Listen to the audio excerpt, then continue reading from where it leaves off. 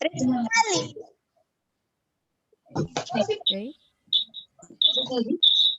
Setelah melihat tema yang sudah saya bagikan tadi, silakan kelompok pro untuk menanggapi terlebih dahulu. Silakan menyampaikan pendapat Anda. Salah satu anggota kelompok pro, silakan. Siapapun. Atau mau dimulai dari kelompok kontra mungkin? Saya, Bu. Silakan, Mbak Kintan ya? Ya. Dari kelompok pro. Oke, silakan sampaikan pendapatnya. Menurut saya, pendapat saya tentang pemberlakuan sekolah tatap muka di masa pandemi yang tatap muka di rumah merupakan hal yang terbaik menurut saya karena mengingat COVID-19 masih terus berkembang menjadi COVID yang levelnya semakin tinggi. Jadi menurut saya dengan belajar bertatap muka lewat rumah itu adalah pilihan yang baik untuk mengurangi berkumpul bersama di suatu tempat dan merupakan salah satu cara untuk menanggulangi semakin tingginya kasus COVID-19. Seperti itu, Bu. Oh, jadi Mbak Kintan pro-nya bukan tatap muka secara langsung ya, tapi tetap tatap muka secara virtual gitu? Ya. Oke. Kelompok kontra, tapi ini yang dimaksud tatap muka ini tatap muka secara langsung ya? Oh, tatap muka secara langsung. Ya. Oh, boleh saya ganti nggak, Bu? Silakan.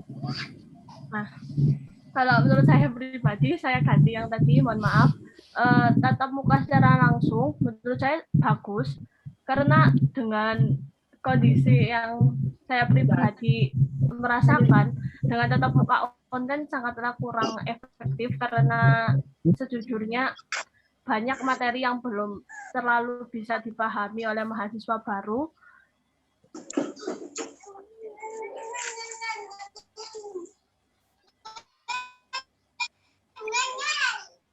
Mbak Kintan suaranya hilang. Bentar, Bu. Sinyalnya agak jelek, Bu, sebentar. Oh ya, oke. Ya. Saya ulangi ya, Bu. Silakan. Oke, menurut saya sekolah tatap muka, pembelajaran tatap muka secara langsung merupakan salah satu hal yang sangat diimpikan oleh semua pelajar di Indonesia karena dengan tatap muka kita bisa secara langsung memahami materi yang disampaikan oleh guru. Dengan hal itu, kita selain dapat memahami, kita juga bisa lebih mudah interaksi dan bertanya kepada guru. Karena jika kita terus-terusan dengan menatap layar laptop saja, ada banyak kemungkinan kalau kita kurang memahami materi yang disampaikan oleh guru. Ini seperti itu, Bu. Jadi saya mendukung dengan adanya sekolah tatap muka secara langsung, namun tetap mematuhi protokol kesehatan secara ketat. Oke, bagus. Dari kelompok kontra, silakan bila ada ingin menanggapi pernyataan dari Mbak Kintan yang setuju kalau dilaksanakan tatap muka. Oke, silakan, Mas Sigit. Saya kontra terhadap pembelajaran offline tersebut, Bu. Karena kenapa? Pertama, kita kan lebih mementingkan sebuah kesehatan itu tersendiri, Bu. Sekarang kan apalagi masih di zaman COVID-19 ini. Jadi di rumah aja itu merupakan suatu lebih penting lah daripada kita harus belajar offline, Bu. Karena kenapa? Karena kalau kita semisal nih kita belajar offline atau dalam artian kita sudah mematuhi protokol kesehatan, kan bukan suatu kemustahilan lah bagi kita untuk terdampak COVID tersebut. Nah, nanti semisal kita sudah terdampak COVID tersebut, itu kan menyebabkan menyebar ke satu sama lain gitu. Bukan berarti kita tidak ingin kuliah offline, kita ingin. Tapi alangkah lebih baiknya untuk sementara dulu gitu, mencegah terjadinya COVID-19 ini penyebarannya. Seperti itu. Oke, bagus. Jadi bukannya tidak mau bertemu dengan teman-teman dan dosen di kelas ya, tapi lebih ke menjaga masing-masing supaya tetap terjaga kesehatannya. Oke, bagus Mas Sigit. Kelompok pro silakan bila ada yang ingin menanggapi. Baik Bu, saya akan menyanggah pendapat dari Kak Sigit. Oke, silakan. Jadi begini, sebelum kita melakukan sekolah tatap muka di masa pandemi ini, pertama-tama yang harus kita lakukan adalah, pertama kita harus melakukan tes COVID terlebih dahulu untuk menghindari hal-hal yang tidak diinginkan di kemudian harinya. Jadi sebelum kita melakukan tatap muka, seperti yang sudah saya katakan tadi, kita harus melakukan tes COVID terlebih dahulu, terus kemudian harus melengkapi protokol kesehatan seperti itu. Terima kasih. Terima kasih Mbak Zania dari kelompok pro. Kelompok kontra, bila ada yang ingin menanggapi, silakan. Saya ingin menambah. Oke, Mas Riki, silakan. Begini Bu, kalau untuk kita memulai kuliah offline, alangkah baiknya kita melihat keadaan yang ada di negara tetangga. Contohnya India, karena mutasi virus corona ini sangat banyak, ada yang bilang COVID-19, COVID-16, itu semakin memutasi. Alangkah baiknya kita lebih mementingkan keselamatan anak-anak didik kita atau teman-teman mahasiswa untuk mencegah meludapan sebuah pandemi. Seperti itu. Bagus Mas Riki. Oke, ada ini contohnya ya di India itu ya, karena nekat dan tidak mematuhi prokes yang ada, akhirnya membludak kasusnya. Bagus, silakan. Bila ada yang ingin menanggapi dari kelompok pro, silakan.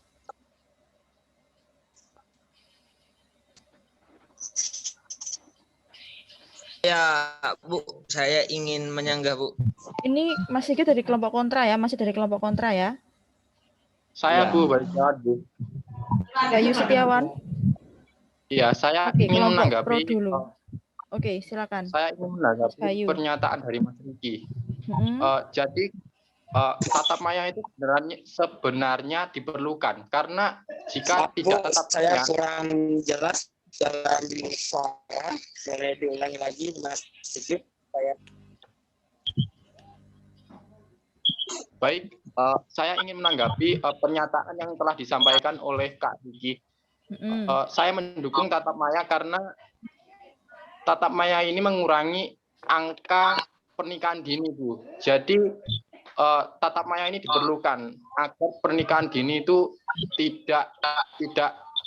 tidak terlaksanakan. Begitu, Bu. Sebentar, mengurangi pernikahan dini. Mas Bayu ini dari kelompok pro ya? Iya, Oke. Menanggapi karena kalau karena angka pernikahan dini di masa pandemi COVID ini bertambah banyak. Jadi tatap maya ini perlu dilakukan. Iya, benar. Tatap muka maksudnya ya? Oh, iya, tatap muka, Bu. Oke, bagus. Tatap muka. Bagus, iya bagus. Silakan dari Mas Sigit mungkin mau menanggapi lagi pernyataan dari Mas Bayu. Iya, Bu, saya mau menyanggah, Bu. Iya, silakan. Kita kan sudah dewasa. Karena kan kita sudah kuliah kan, sekalipun kita belum dewasa, toh pemikirannya kita harus panjang. Kita harus menanggapi suatu masalah itu harus dengan dua perspektif. Kita lihat dulu apakah banyak positif atau negatifnya, lebih banyak mudorot atau faedahnya gitu. Jadi kalau kita melakukan kuliah itu secara offline, toh kan masih dalam keadaan yang mendesak seperti ini kan kita juga harus paham sendiri kalau hal yang dipaksakan itu hasilnya tidak maksimal. Ya, bagus. Silakan. Ada yang ingin menanggapi lagi dari kelompok pro? Saya mau menanggapi. Silakan, Mbak Putri Ayu ya. Ya. Oke. Kalau misalnya kita tidak setuju pada sekolah tatap muka, bisa jadi tingkat kebodohan kan semakin meningkat. Karena sekolah di rumah juga kan anak-anak kebanyakan menggantungkan Google untuk mencari informasi seputar pelajaran itu. Jadi dalam mengerjakan soal atau ujian, anak-anak lebih bergantung pada Google. Tapi jika sekolah tatap muka dilaksanakan, kan dosen bisa mengawasi mahasiswanya dalam mengerjakan. Jadi tingkat diskusi dalam mengerjakan kan sangat ketat. Jadi anak bisa berpikir sendiri tanpa melibatkan internet. Oke, jadi karena adanya sekolah tatap maya ini sebenarnya juga ada kerugiannya ya. Sebentar. Ini. Ada kerugiannya karena siswa itu hanya mendapatkan mengandalkan informasi dari Google, atau bahkan kadang tugas sekolah dari guru itu kadang yang mengerjakan orang tua. Oke, silakan dari kelompok kontra, silakan bila ada yang ingin menanggapi, silakan. Saya Bu. Siapa? Mas Ahmad Sunardi ya? Ya Bu. Oke, silakan. Kenapa nggak on cam Seperti ini, yang Mas? dikatakan saudari Yan.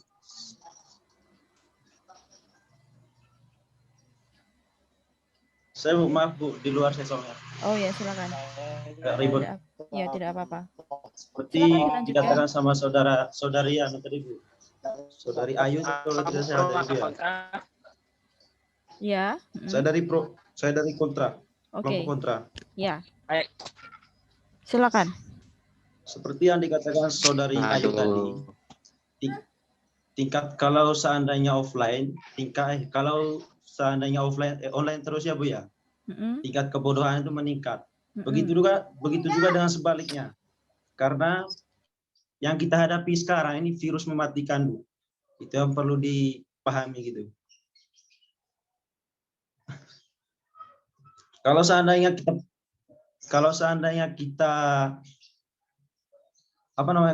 kita selalu paksa untuk offline, berarti tingkat kematiannya juga kita itu meningkat.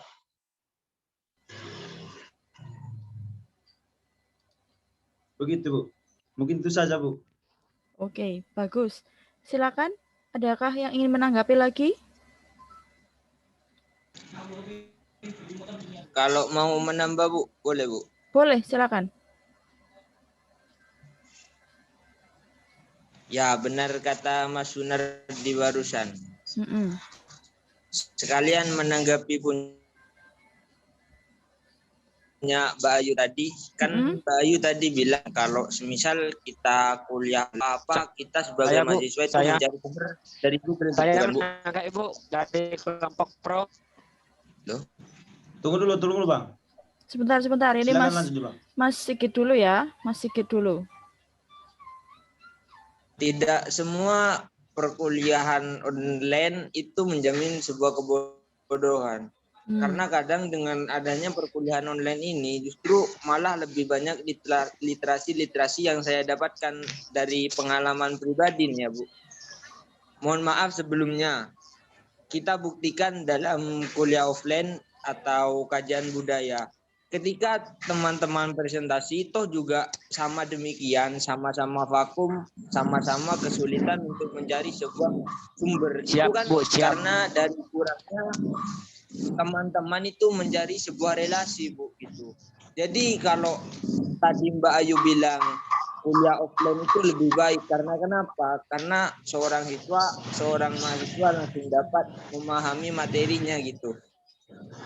Tapi kenapa kok Mbak Ayu sendiri nggak offline gitu? Kalau emang semisal Mbak Ayu itu setujunya sama yang offline, toh kajian budaya kan offline. Kita lihat alurnya ketika presentasi, ketika Pak dosen atau teman-teman mengajukan sebuah pertanyaan, itu melenceng atau tidak dari konsepnya.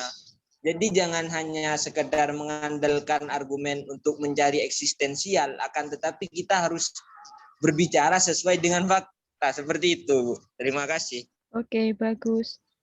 Adakah lagi yang ingin menanggapi? Tadi Mas Yohanes mau menanggapi ya? Mana Mas Yohanes?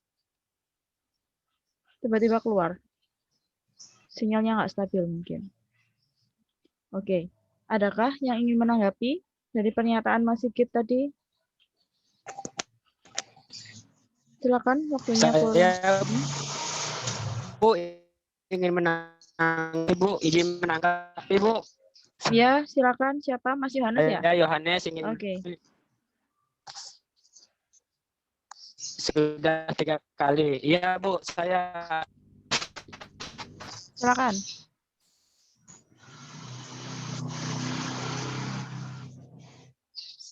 Iya, ini saya sudah masuk Bu. Oke, silakan Mas Yohanes. Saya sudah masuk Bu. Ya, silakan Mas Yohanes. Baik Bu, terima kasih atas kesempatannya. Saya dari kelompok. Ya, saya Yohanes Bu. Ya baik, saya akan menanggapi dari kontrak. Saya dari Pro. Saya hanya menanggapi dari semua teman-teman yang dari.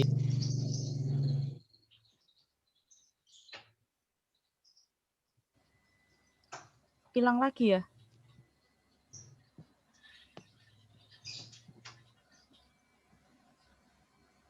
Mas Yohanes hilang lagi.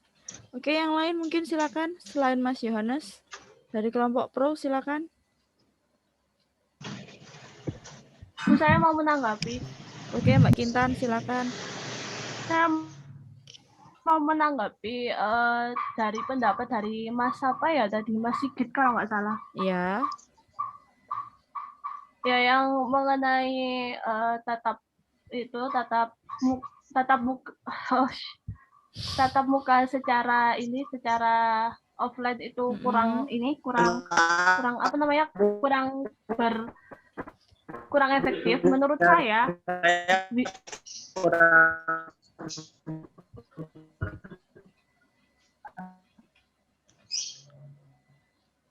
Ini rebutan ya, Mbak Kintan dan Mas Yohanes.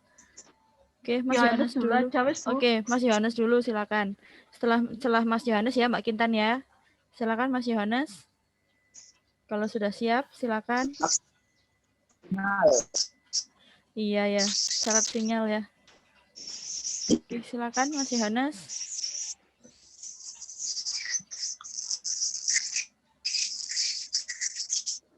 Gimana? Sudah stabil sinyalnya?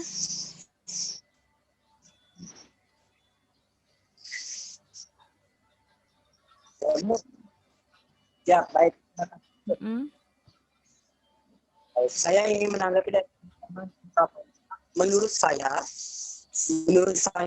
secara kuliah offline itu adalah untuk supaya kita bisa belajar dan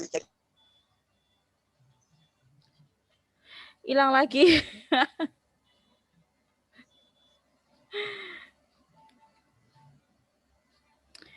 Ya, Mbak Kintan, silakan. Oke, Bu, saya lanjutkan menanggapi dari kelompok kontra. Iya. Menurut saya kita kan udah besar-besar ya, mahasiswa udah besar-besar, pemikirannya juga udah maju.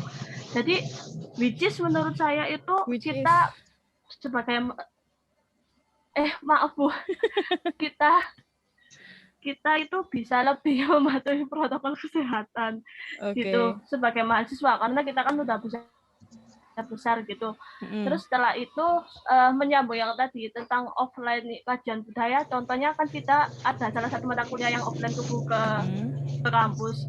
Nah, menurut saya pribadi, kenapa ada beberapa teman-teman ketika ada teman-teman yang presentasi terus mereka diam, tidak, sebenarnya mereka itu ingin bertanya, cuma Bapak Harunnya pribadi itu bilang, saya tidak menerima pertanyaan karena saya menerimanya adalah diskusi, maka dari itu saya menerimanya sebuah pendapat. Itu yang kesimpulan menurut saya dari tatap offline bersama Pak Harun.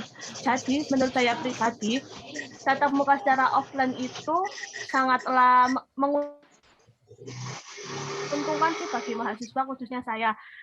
To be honest, itu sebenarnya kalau saya tatap maya seperti ini, saya banyak tergoda dengan drama Korea, dengan segala dunia tentang K-pop, saya banyak tergodanya. Jadi saya pribadi lebih mendukung dengan adanya tatap muka offline dengan mematuhi protokol kesehatan yang ada.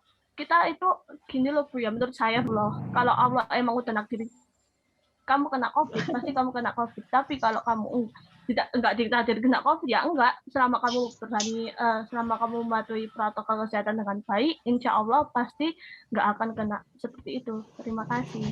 Oke, bagus. Satu lagi dari kelompok kontra yang ingin menanggapi, silakan. Baik Bu, saya ingin menanggapi pernyataan dari Mbak siapa tadi? Mbak Kintan. Ya baik, dari Mbak Kintan tentang kita sudah dewasa dan menerapkan protokol kesehatan dengan baik. Menurut saya, untuk sekarang ini tatap muka masih tidak efektif karena di tengah peningkatan kasus COVID yang terjadi di Indonesia. Peningkatan kasus COVID di Indonesia saat ini masih tinggi, yakni di atas 10%. Masih banyak terdapat siswa yang melakukan sekolah tatap muka seperti di SMP dan SMA dengan mematuhi protokol yang ketat, tetapi mereka masih terdampak COVID-19. Hal itu ada diberitakan di Kompas TV mengenai simulasi sekolah tatap muka, yaitu 15 pelajar SMP positif COVID di Jawa Tengah karena melakukan sekolah tatap muka. Meskipun pemberlakuan protokol kesehatan di sekolah tersebut sangatlah ketat. Baik Bu, terima kasih. Oke, terima kasih semuanya. Semua pendapatnya bagus sesuai dengan fakta dan data yang ada. Dari pendapatnya kelompok pro itu tidak sepenuhnya salah. Begini ya, semua pendapat kelompok pro itu semuanya benar. Demikian pula dengan semua pendapat dari anggota kelompok kontra. Semuanya juga benar karena semuanya punya dasar dan disesuaikan dengan data yang ada. Perkuliahan yang dilaksanakan secara offline atau secara tatap muka langsung di dalam kelas di masa pandemi yang seperti ini juga pastinya memiliki sisi negatif. Karena kita lihat ya saat ini tidak semua orang itu bisa mematuhi protokol kesehatan, apalagi kalau itu di tingkatan mahasiswa ya. Ditambah lagi kalau yang siswa di SMA, di SMP, di SD itu semakin sulit menerapkan protokol kesehatan karena kita sendiri juga masih banyak yang kurang sadar pentingnya menjaga protokol kesehatan. Nah, namun di sisi lain ketika kita masih tetap melaksanakan pembelajaran secara online, juga ada sisi negatifnya. Apa sisi negatifnya? Pembelajaran tidak berjalan maksimal. Kalian akui atau tidak? Kuliah online ini loh, nggak efisien sebenarnya. Iya kan? Karena kalian tidak bisa mendapatkan materi secara maksimal juga. Dosen pun ketika akan menjelaskan materi dibatasi oleh waktu, dibatasi oleh media. Karena seperti Zoom ini misalnya, kan tidak semua mahasiswa bisa bergabung di Zoom kan. Ada yang terkendala sinyal dan sebagainya. Nah, ketika pembelajaran online seperti ini pun tugas dosen juga jadi semakin banyak. Jadi kami para dosen itu merasakan kalau kok kita seperti dosen-dosen ini kok kesannya seperti nggak niat ngajar ya. Kenapa? Karena kami dibebani oleh tugas yang banyak juga. Mesti gini, kuliahnya kan online gampang. Jadi diberi tugas sebanyak-banyaknya, hampir setiap hari rapat, diberi pelatihan dan sebagainya. Sehingga kami tidak bisa mengajar secara maksimal seperti pembelajaran offline seperti sebelumnya. Nah, mau pembelajaran tatap muka, tatap maya, semuanya punya sisi negatif, semuanya punya sisi positif. Kalau memang keputusannya semester depan masih sudah melaksanakan tatap muka meskipun masih pandemi, ya tetap harus kita jalani dengan mematuhi protokol kesehatan. Tidak perlu protes, tidak perlu demo. Jadi kalau semisal semester depan masih tetap berkuliah juga melalui online atau tatap maya, juga tetap harus kita patuhi. Semuanya pasti demi kebaikan kita. Semuanya punya sisi positif, semuanya punya sisi negatif. Oke. Sudah dicatat ya tadi hasilnya? Bagus sekali debatnya. Saya mencatat beberapa nama yang aktif. Nanti akan dapat reward. Karena ini UAS semester depan, saya belum tahu ngajar kelas kalian lagi apa enggak. Jadi kita buat kenang-kenangan secara daring ya. Kita foto dulu secara daring. Foto dulu. Siapkan pose yang paling bagus. Jilbabnya yang masih miring, dibenerin rambutnya, jambulnya yang Kempes dibenerin dulu. Oke, saya mulai ya. Saya screen capture dulu. 1, 2, 3.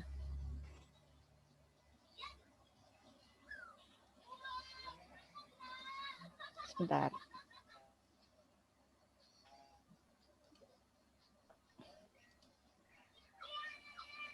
Ini ada 2 slide. Tadi ini yang baru slide yang pertama. Sebentar. Tadi ada yang bilang kalau kuliah daring itu tergoda dengan drama Korea. Bukan hanya mahasiswa yang tergoda, saya juga tergoda. Jangan salah. Karena di masa pandemi ini dramanya bukan hanya menghibur ya, tapi juga bikin stres. Kenapa yang sekarang tayang dramanya drama psikopat gitu kan?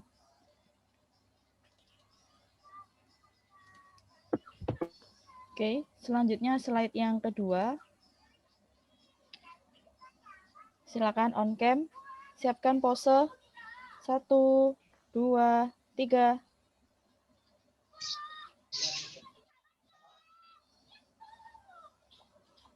Oke. Akan saya share nanti di grup ya. Setelah ini masih ada tugas lanjutan, karena kan Anda sudah membuat not tulis debat ya. Jadi masih ada lanjutan, nanti akan saya share di grup, dan nama-nama yang mendapatkan reward juga akan saya share di grup.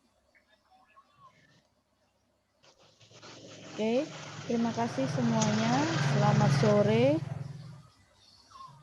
Wassalamualaikum warahmatullahi wabarakatuh.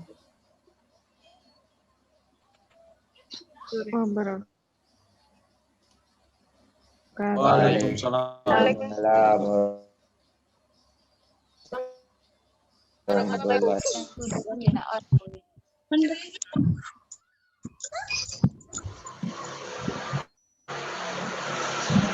Tarik sih. Mongko. Siapa?